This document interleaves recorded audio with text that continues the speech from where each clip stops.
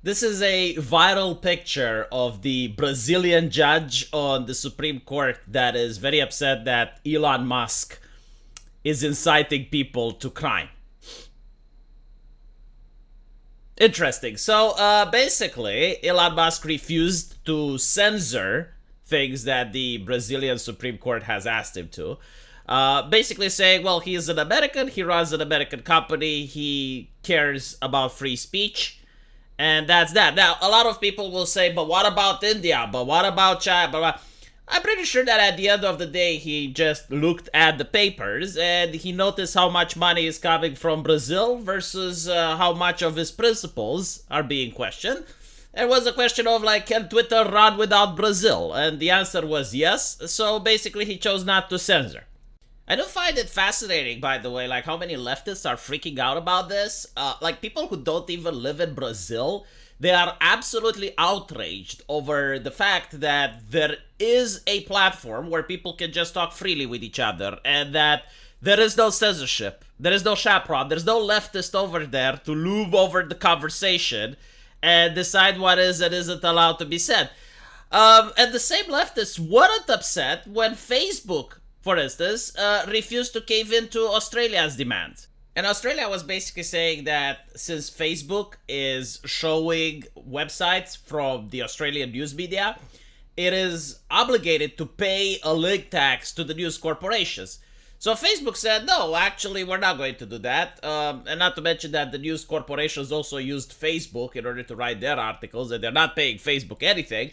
So they're saying, well, if that's the case, we'll just block users from Australia from sharing media stories, right? And the Australian government, as far as I remember, basically caved in and said, okay, well, let's not go that far. But leftists weren't outraged about this. Like, no one was upset, because their whole argument is that, well, the country should be able to decide and regulate the internet. In other words, I guess Uruguay should be able to dictate what happens on Twitter. That is a ridiculous notion. The World Wide Web is called the World Wide Web for a reason. Like, your country connects to the world. And you do not have the authority to decide the regulations on a particular website. The only thing that you can do is to block that website from your country. Like, if you don't like Twitter, fine, block it from your country. But you shouldn't have the authority to get your judges to dictate. It's like, this account from Twitter that's from Germany, we don't like it, you have to ban it. Or even if it's from your own country, you shouldn't be able to say, this politician from my country, he's got a Twitter account, I don't like it, I want Twitter to ban it. Well, what nonsense is this? With what right? And this is what's being actually discussed right now. Does Brazil have the right to tell American companies to ban members from Brazil?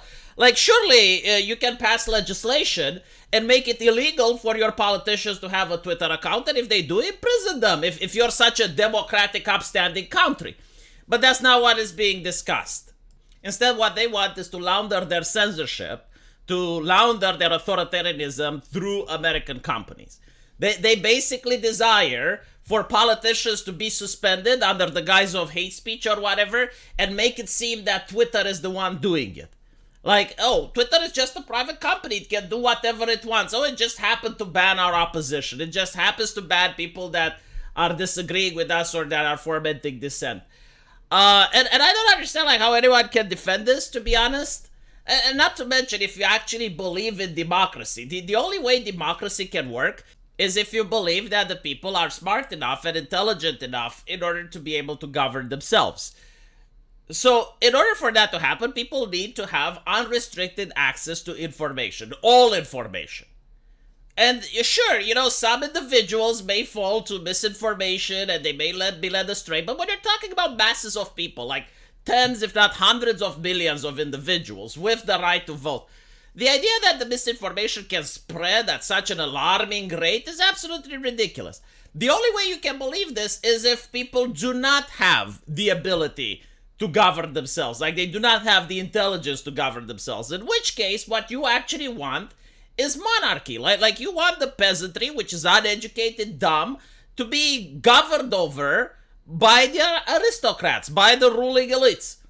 And if that is the case, like, stop having the facade. Just stop having the facade of, yes, we care about democracy. Yes, we want people to vote.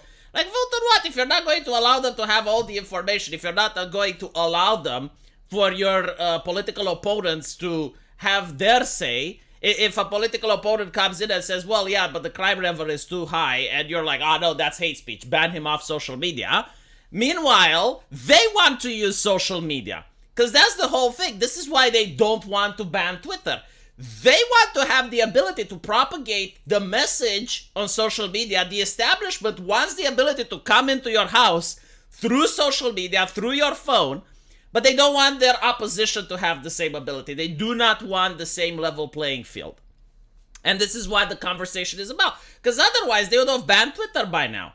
Which is probably what they're going to do it eventually. But again, like their whole purpose is for their message to be stuffed down everyone else's throats. Like they want to break into your house, on your computer screen, on your private phone, in order to shove their message and their way of thinking to you. And they don't want it if Twitter is gone because, well, it takes away from their ability to push their message. Still, they are lauding Facebook and Google and all the other social media apps for complying because the other social media apps do not have principles and they do not care about free speech as much as Twitter does. And this is the thing. Now, the Brazilian government apparently is, according to Matt Wallace, is labeling Elon Musk and Twitter as a criminal organization for refusing to implement strict party control censorship. In other words, they're basically trying to play chicken with Elon Musk. The thing with Elon Musk is that due to his connections with Starlink and the American military-industrial complex, he's kind of untouchable. I don't think that he really cares about what this judge in Brazil has to say. And even if the entire government from Brazil thinks that Elon Musk should be arrested, I don't think that's going to happen, right? So they're just pounding at the desk right now. And I do believe that they may actually try and make it impossible for Elon Musk to monetize anything coming out of Brazil. So it's going to be impossible for him to sell his products over there or to get advertisements from Brazil. So this is going to hurt him financially. But again, at the world stage, Brazil isn't really that big of an economy. Like, it's not as impactful as if, let's say, India would have chosen to boycott Twitter. So he probably already made these calculations and he thought, yeah, I think we can take this loss. It's quite possible that Twitter itself won't get banned in Brazil because, again, this has other consequences. You may upset a couple of teenagers and young people that use Twitter and, that they're going to stop supporting the establishment or they're going to start supporting the opposition. So I'm pretty sure like the establishment in Brazil is now also doing calculations based on risk. It's like, what happens if we ban it? What happens if we leave it alone? How much are we losing? How much are we gaining? But still, it's interesting to see that finally you have one social media company that is standing against this level of authoritarianism, which wouldn't have been thought possible back in 2014. Like, the idea to censor the internet over political discussions was absolutely ridiculous. And you can see, like Brazil itself, if they genuinely believe that what's happening on Twitter is criminal, why aren't they arresting people? Why aren't they filling their jails with people? I mean, if you want to be an authoritarian country, go all the way through. Why are you laundering the authoritarianism by using the internet? Let me know what you guys think. And as usual, I will see you in the comment section. Take care.